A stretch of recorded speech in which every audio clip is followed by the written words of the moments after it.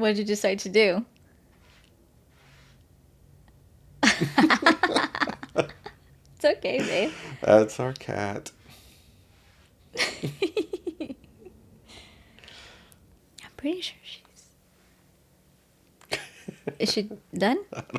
There she goes. No, not yet. They need love too. I'm sure they do. She's coming. She's coming.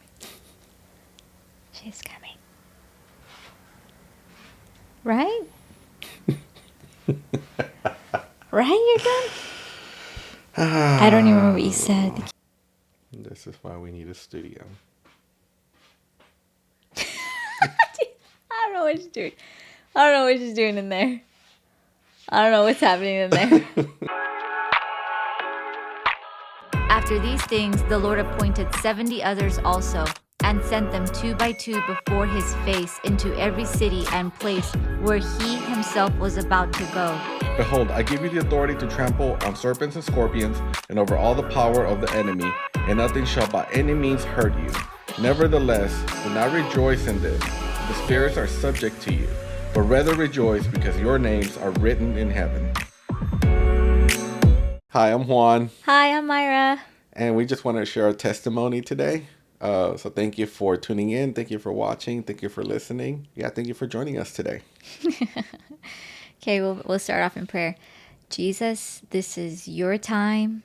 These are your mics. These are your people who are listening right now. Lord, everything and anything that has happened to us in our testimony, Jesus, it's to testify of you, your goodness, your love, your grace. And Lord, may whatever is shared today, may the same be for every woman and every man, every child who's listening today to this particular testimony. In Jesus' name, amen. Amen. Amen. Well, yeah, so today we just wanted to get into our marriage testimony. The whole reason why the Lord called us to this podcast. And we talk about why we created the podcast, why this happened in our last episode. So if you get a chance, go watch episode 2. It explains of why we're doing this, why we're creating the podcast, why we started this, why the Lord had us, move forward with this whole thing. And today we get to share the full marriage podcast. So please tune in, and we just pray that this encourages you. Yes, super excited. We just want to start off with saying that Juan and I have been together for 19 years. 19 years. We've been married for 11 of those 19 years. And we have 2 beautiful, precious daughters on fire for Jesus who are now 18 and 21. Amen. Yeah. Okay. Yeah, so let's start at the beginning. What happened at the beginning of those 19 years? It was rough. It was rough. We didn't have the Lord. Oh, no. We didn't have Jesus. Right. Yeah, so we met in It was wild. we met in 2005. We did. And we actually met through some friends. We met at a night of going out to the club. Yep. I remember jumping in her car, and when my friends showed up, they showed up in her car. And I remember jumping in, and I jumped in with some bottles in my hands, asking if they wanted to take a drink before we went in. And some said no, she said no. A few of my friends there said yes. And then I jumped back in my car, and we went out clubbing that night. That was the first night that I met her, first night that I saw her. And at that time, I believe you were dating someone else? Or were you talking to someone else? No, I mean I wasn't exclusive with anybody, Okay. but I had like other people were asking me to date. So at that time, we were not looking like at each other, or No, we weren't. Like my eyes were not on Juan. His eyes were not on me. We were actually pursuing 2 different people that night. yeah. And so that continued for a few months, a few weeks. I Yeah, I think believe that a was couple months. that was in the summer. I think when we met. Yep. Yeah, and then come fall, during college season in the fall. I remember, Yeah, I remember that. I remember, we were both taking classes at a community college, and then and I took night classes, and I remember I walked in one day and I saw her, and I was like, "Oh my gosh, that's that girl Mayra." And From I, the club. from the club. And I'm in school, so I'm sober, and I'm like, and this is the first time that I see her during the daytime, and so I'm like, she looks really good during the day. I look good in the light, She guys. looks good in the light and sober. and she really caught my eye. She really caught my eye. I couldn't stop thinking of her. And so what I decided to do, so that was on a Monday In the fall. in the fall, and I decided to, go and see if I could like run into her again. So every day of the week at that time, I went again, and I didn't run into her again. He didn't see me. You I, know the wild part? I wasn't even supposed to be in school that day. Really, at that time, I was a non traditional student. I only took night classes and I worked full time during the day. He was a traditional student where he went during the day. So I just so happened that I needed to turn in a final like exam for something for my professor. And I needed to get off of work early just to do it that day. yeah, Yeah. and that's all the Lord. It really was the Lord.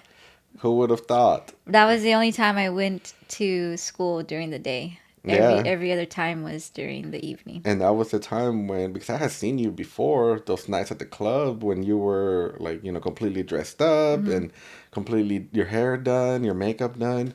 But it was that day at the school, No makeup. like no makeup, right out of work, in your regular clothes, Yeah. your student clothes, that you caught my attention. Wow. Okay. And so, um, yeah, so I tried, trying to make it happen, trying to bump into her again, but it didn't work. And again, guys, this is 2005, 20 years ago. So at this time, we're dealing with MySpace. Yes. And so I found out that, one of my friends had her as a friend on MySpace. I checked out her MySpace page, and I saw that we had a lot of interest. We had a lot of the same interest in music and in movies and stuff like that. And so once I saw her MySpace, I was like, okay, I really like this girl. And so I decided to message her, and we started talking. And we started talking for a little bit, and then come the next year in February, I asked her out to be my Valentine's for our first date. We went on our first date, I and said yes. she said yes. And I tried to impress her. We went to this Italian restaurant, and I ordered fried calamari as the appetizer. And come to find out, as the appetizer comes out, she tells me she doesn't like fish. And so I'm That's like, funny. oh, okay, well, there goes that.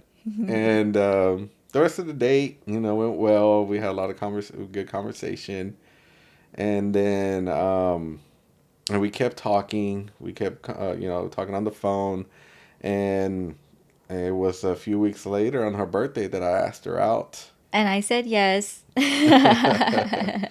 And how was that for you? Like, how was that? There were just different guys who were interested.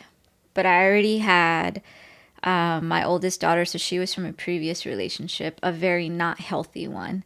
And I was very cautious as to who I wanted to actually say, sure, I'll be exclusive with you, because I did not have a good experience from my first daughter's biological father with the relationship there.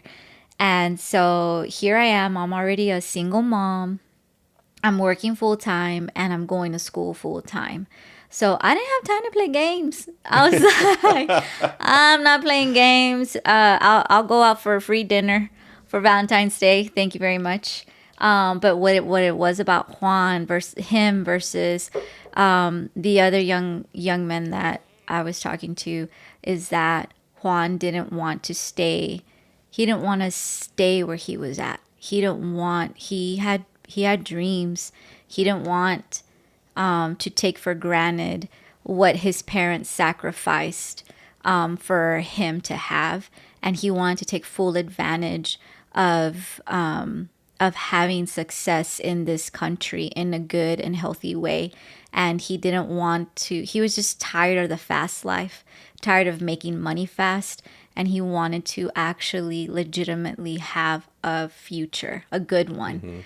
And those are the things that the way that we would talk, I would share, my goals, my aspirations, and that honestly, that's what Juan and I connected in, because we grew up in the hood.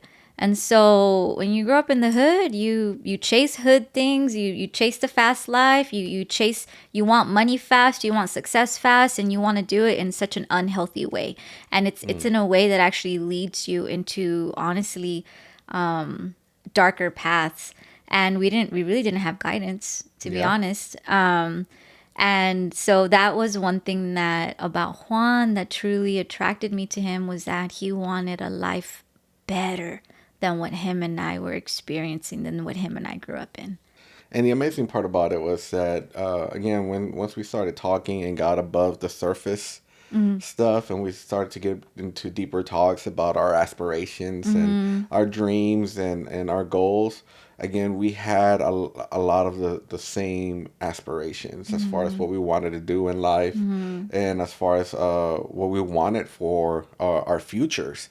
And so all we connected in a lot of ways in that sense, and that was beautiful. And Juan did not want to play games either, y'all. I didn't. I didn't. I was really at a point, where I was wanting, not just a life partner, but I wanted to connect with someone that I could potentially marry. I was wanting a to date to marry. You were dating Not to marry? not knowing Wow. Not that knowing that's what you, not knowing that wow. that's what I was wanting. Well, praise the Lord. I wanted someone that, yeah, that I could definitely see a future with. I really saw myself wanting to build something with that person. And and just recently, before I met Mayra, like I had just I had other relationships that I was a part of where they cheated on me, um and I was just pursuing the wrong people. And but I knew I had a high standard of what I wanted. But at the same time, it was like I was looking in the unhealthiest places. And thank the Lord again, because again, it's not like I went to a church to go find Myra. Right. We met in an unhealthy We place. met going to the clubs, Yep. through friends that were in that lifestyle. Yep. And so, and again, this was the Lord just kind of building this up. And again, but we were not, I didn't have a relationship with the Lord. Um, I wasn't going to church. Right. Guys, I did, but if you've heard episodes 1 and 2, it was very performance based, works based, religion based. Like, there's no relationship, fellowship with God at all. So, Yeah. And so so I neither was of us, blinded too. Yes. and neither of us had a relationship with the Lord. Yep. And we were just, trying to do life, with our own rules, pretty much our own guidance, our friends' guidance, uh, and it was unhealthy, Yeah.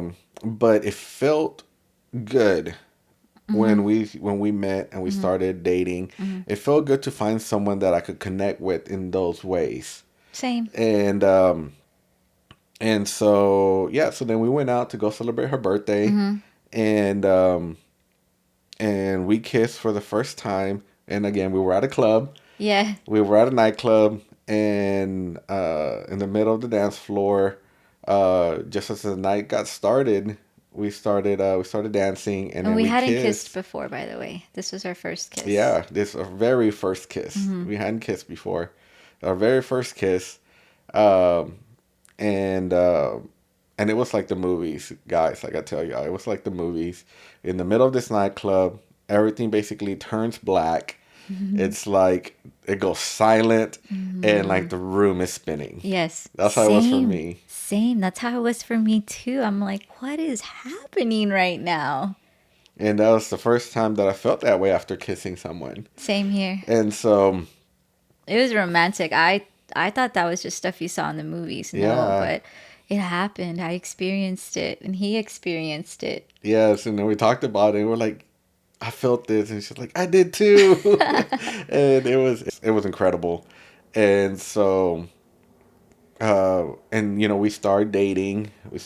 We became exclusive, and we started dating exclusively. Yep, we become each other's best friends. Mm-hmm. Life is going well. Still partying, still drinking, still honestly like working for a bright future for both of us. I'm still, single mom. And 6 months later we get pregnant. She tells me that she's pregnant. Again, at this moment, I've already met our oldest daughter, her oldest daughter at this, or her daughter at the time, and I completely fell in love with her. I Mm-hmm. completely fell in love with her, and so I knew from the get go that I wanted to create a future with both of them. We're just trying to figure out what the next step is going to be in our relationship. Trying to figure out, 'cause at this moment I was living about an hour away, and we were still dating, and so we were trying to figure out like how is life going to look now that we're going to have a daughter, moving this forward. How are we going to do it? How are we going to live together? And so I came back to the city, lived with my parents for a bit until our daughter was born. Then I moved in with her and her mom, and it was a great year. I'm telling you, it was a great year. We had a lot of fun, and we dated, and it was good. We didn't fight that whole first year. No. We didn't have any No. arguments. No. There was one time where What? we would be on the phones Uh-huh. till like 2, 3 in the morning for like a long time, just talking, and she decided to break up with me. Oh yeah, I do remember that case. She decided to break up with me and just tell me that it was a lot. She was a mom. She was going to work full time. Full time work, full time student, and now I'm just trying to be a full time girlfriend. It was a lot. That was before I got pregnant though. Yes. Yeah, so just FYI, I did not break up with him when I got pregnant with him. No, and so then, and a few weeks later, we reconciled and we started dating again. And then it was a few months after that where she ended up getting pregnant. Um, but that was the only glitch we had that whole year. And we didn't have a fight. But then once we moved in, my thing was that I was ready to be I was ready to be a husband. I was Yeah. wanting a partner. I was ready to do life with someone. The one thing that I was not ready for though is to be a leader of a household. I was not ready for that. I I was as ready as I could be to be a dad, and I was as ready as I could be to be a husband, but I did not know what it meant to be a leader of a household. Yeah. And that's when we moved in, where we saw the cracks in the foundation that we had created once we started living together. And so, not long after that first year, that's when we started having arguments. That's when we started to have disagreements, and I came in. I came in with some addictions. Um, I came in with some things that I was struggling with. I thought that I could come into this relationship, come into this family setting, and that as soon as I did that, I'm like, okay, I have my dream girl, I have my daughters, like I have my family, like I'll be good. And then all of this addictions, all these things that I'm struggling with, they would just melt off. They're just gonna fall off. They're just gonna go away, and I'm not gonna have to deal with them. And actually ended up happening that I brought them in. I brought them into that family setting. I brought them into our relationship. I brought them into our Mm-hmm. household. And and I try to keep them hidden for a long time, and eventually, uh, they were exposed. Mm-hmm. Eventually, the insecurity, the stress, and the worry, and the fear, um, and even then, just feeling hurt, that would sometimes come from her, that I only knew to go to whenever I would fall into a hard time or into an oppressing time or depression time, and that was alcohol, that was smoking, and pornography. And so whenever I would hit those moments of hard times, I would fall into those things. And I seriously thought that once I would come into my marriage, like, I didn't think I was going to be dealing with any of that. But the problem was that even in, well, I say marriage, but it was our relationship. We weren't married yet. But even then, but we were still living that lifestyle. Yeah, We we were were. still going out and drinking. We Yes, were we were still partying, partying. We were numbing still, our emotions. yeah, Yep. we didn't have any healthy Yep. resources No, we didn't. that we could fall on during these times. Yeah, and our daughters, they witnessed it all. So, Hmm. by the grace of God, they are where they are today. Um, and I do like Juan wanted to. He was so excited when we got pregnant, and I was so ashamed. I could hear my mom telling me already again. I could hear just shame and condemnation. So it was the opposite of joy. And we've had like beautiful restorative conversations with our sweet, amazing daughter who has a huge calling and purpose on her life. But that was my initial reaction response.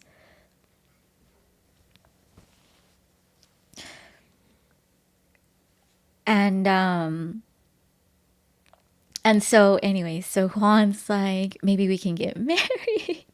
He was just so happy. And you know what my response was? Because of the way that I grew up, I was a single parent. I was in a single parent household, and my mom was amazing. But I witnessed what abandonment was like. And I witnessed what it was like to be abandoned, not like for someone not to just abandon their wife, their bride, but to abandon an innocent child. And I did not want. It's like I was already thinking, oh, if we get married, we're gonna get divorced. I don't want my daughters to experience that. I literally told Juan, I don't want to marry you. We can live together, but I don't want to marry you because if we get a divorce, it will be an easy out. And immediately, I mean, even me saying this right now, what does that make you feel like? I'm immediately already declaring death over this relationship that God had for us. Even though we obviously did it very backwards, very much the way of the world, I was speaking death over it. And one thing that our pastor has showed us in scripture, there's a Proverbs in Proverbs 18 that reads, "Death and life are in the power of the tongue, and those who eat of it will bear its fruit." In the NLT version, it says, "The tongue can bring death or life. Those who love to talk will reap the consequences." And like the enemy was already working to try and kill what the Lord was working to bring up to grow. And the problem with all of that is that, we were living a marriage life without being married. We were playing the roles without actually having a binding covenant with the Lord in that aspect. And we thought that was okay, Yeah. which it's not. There's no covenant. If there's no covenant, there's no covenant. I can't Right. say that he's my husband and, let's say we've been together for 10 years. There's still no covenant there. Right. Not spiritually. Not spiritual covenant. I mean, legally, Legally, in the people will state that you live in, they may call it common common law. law. But with the Lord, unless there is an actual marriage covenant, there Yes. is no marriage covenant. Right. And we didn't know that. And honestly, we weren't anywhere near even trying to figure that out. Right. Because at this point, like, I grew up in church, but I definitely walked away my high school years into college years. Like, I don't even think I stepped foot into a church until later on. So yeah, again, I wanted to be married, but at the same time, I was thinking that that was actually the solution to my problems. I thought being married is, again, the same way that I came into the relationship. I thought going into a marriage, like actually being married, like that was the stuff that was gonna, again, make the things that I struggled with, the insecurity, the hurt, the pain, like that was the rejection, like that was gonna make it go away. The marriage was. Um, but the thing was that I already had her on my side. I already had my daughters, but we didn't have the Lord. And so because of that, we were only going off the guidance of the lifestyle that we grew up in.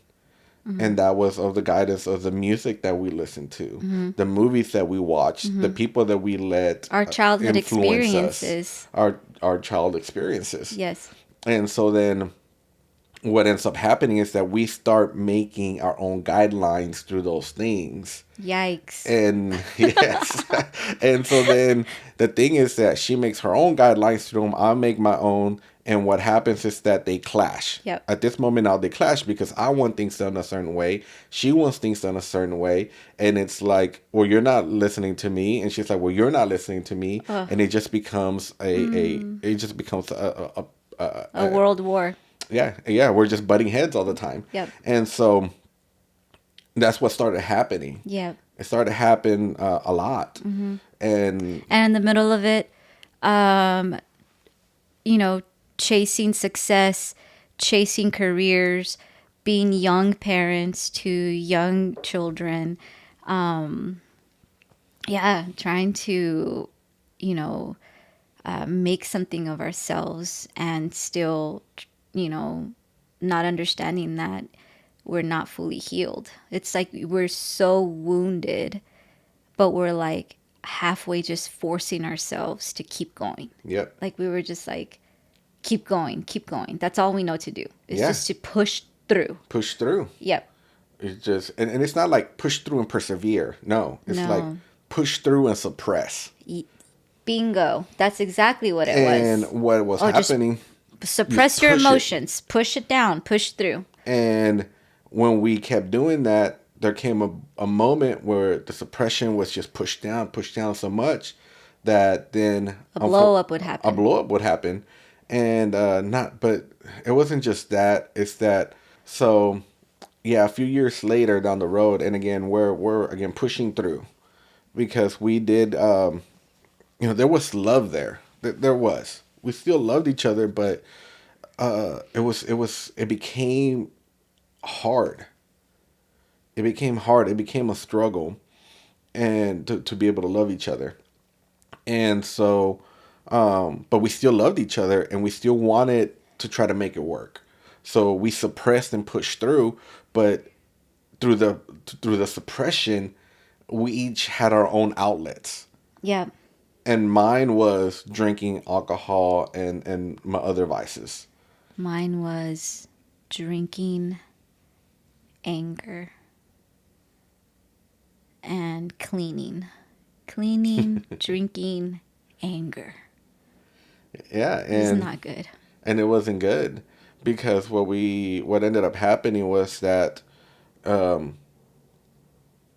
through these outlets, instead of finding um, instead of finding comfort and peace and rest, we just found that it brought out what we were already feeling.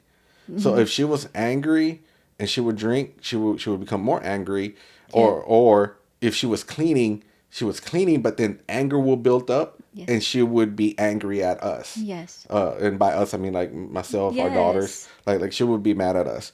And for me, it was the other way around. If I was angry and I would drink, I would be very angry Yeah. at the at the end of the night, at the end of those Mm-hmm. bottles. Mm-hmm. And so it didn't bring any comfort. It didn't Mm-hmm. bring any rest. It didn't bring any peace. Mm-hmm. It just brought out what we were already feeling. Yep. And it became very dangerous as Yeah. far as the emotional aspect of it. Mm-hmm. We were very emotionally against each other. Mm-hmm. And so then fast forward a few years, again pushing through in 2011. My mother-in-law gets sick, Mm-hmm. and she's in a coma at this time. 2012, my grandma gets sick, and she passes away pretty quickly after her illness. And just a little bit after that, my mother-in-law passes away. Um, and it was very tough to deal with. Mm-hmm. And but just before that, so in March of 2012, actually, I had proposed to her. Then he did a very good job surprising me, guys. I told him exactly what I She wanted. wanted. She's like when okay. So she tells me like, okay, I'm ready for you to propose to me. And so she tells me, she's like, okay, but I want you to propose to me. I want it to be a surprise, but I want everyone there. I was like, how do I do that? How do I get everyone together and still surprise her? He did it. It was my birthday, and on as we were toasting and thanking everyone for being there, his toast was long. I was like, okay, that's Well, I enough. kept like flattering her, giving her like I flattering was like, that's words enough. and like just over, uh, Complimenting me. I complimenting mean, it her. was precious, but I don't like attention on me. If you know me, you know I don't like the limelight on me. And then I look at my friends to see what they're thinking, and then I look down and he's on his knees, and I'm crying my eyes out. The reason that I told him you can propose to me now is because everything that happened with my mom, like I think like my eyes began to wake up. My eyes began to open to the reality of I needed saving, and I had been trying so long in myself to save myself. I needed someone outside of me to save me. And I could hear the Lord. I'm like crying, and I'm telling the Lord like, I've worked so hard. My Juan and I, we keep working hard, but yet we find ourselves back against the wall. Like, why do we always look like we're going 2 steps forward and then 5 steps back? And the Lord, in his loving kindness, tells me, Mayra, you want me to bless you? You want me to bless a marriage when you're not even married to the man that you're living with? And I woke up, and that's when it's like I could feel like, what am I afraid of?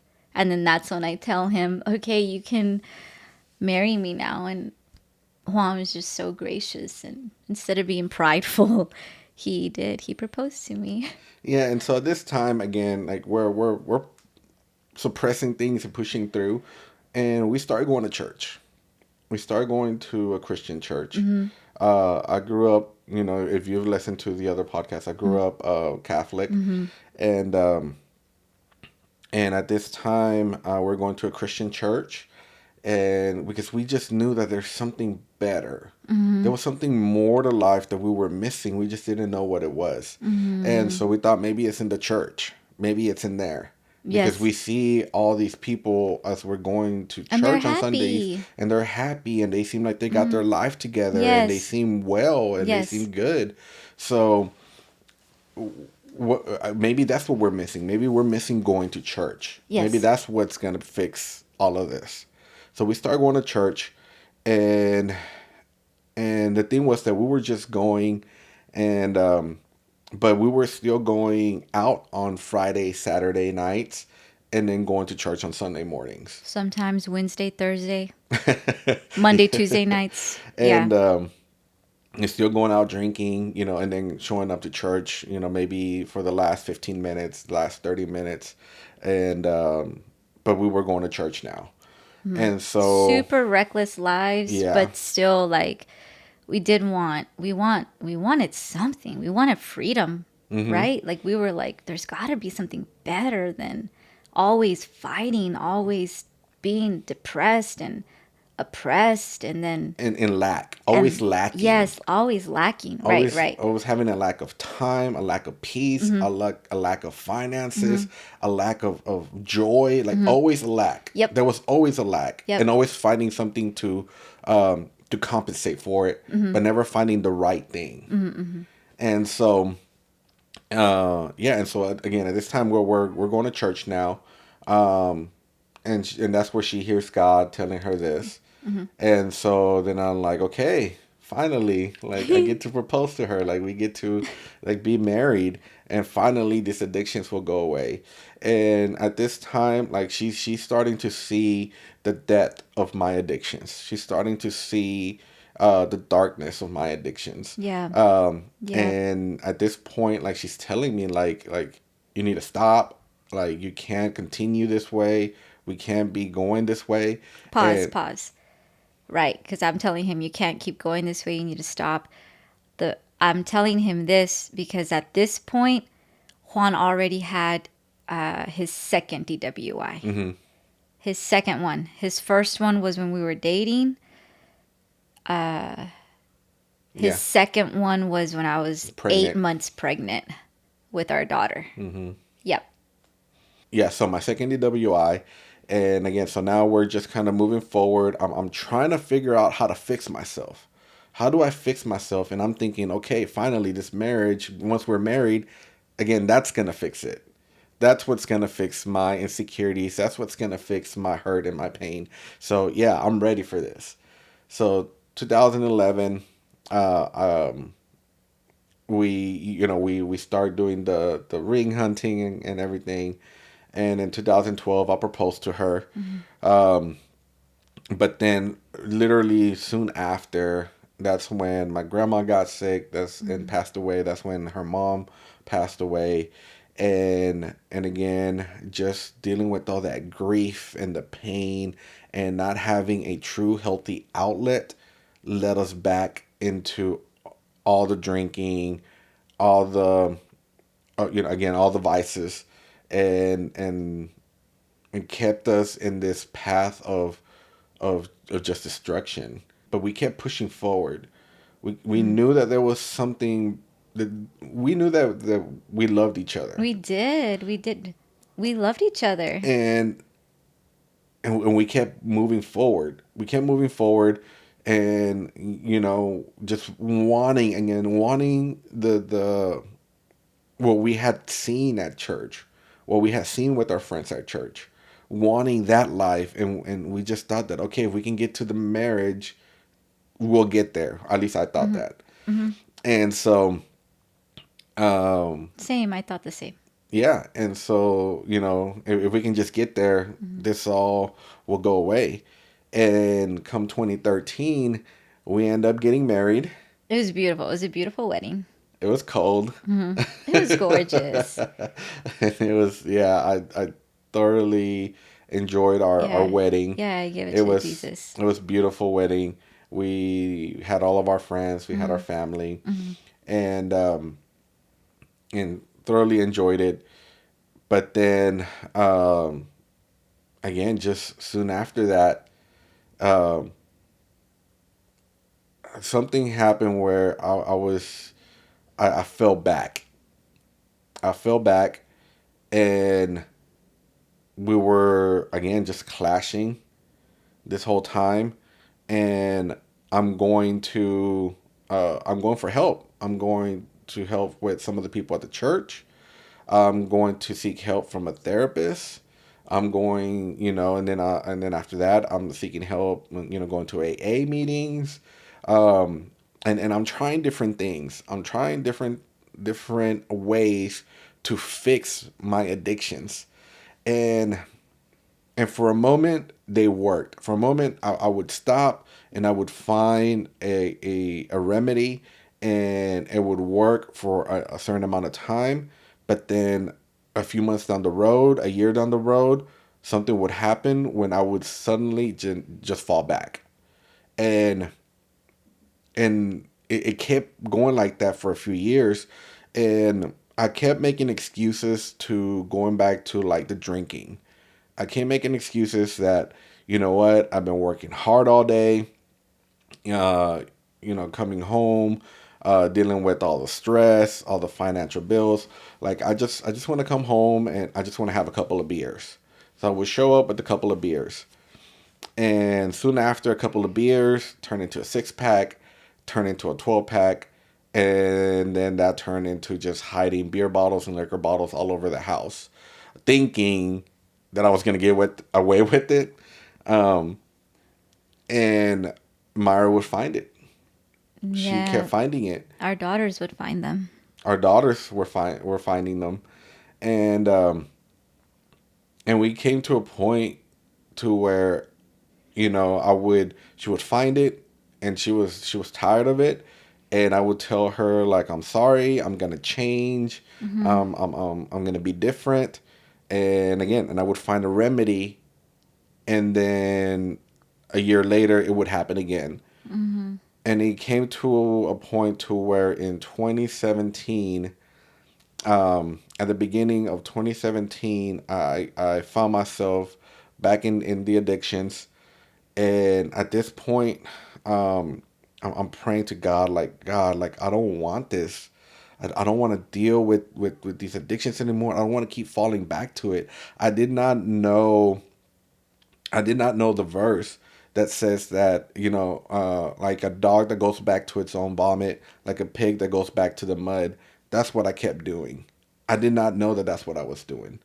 And so, at that point, I'm like crying out to God, like, God, like, take this away from me. Like, I don't want to deal with it. Fix me, take it away from me, but don't let Myra find out. Just take it away from me, make me better, fix me, but don't let Myra find out that I'm in all of this.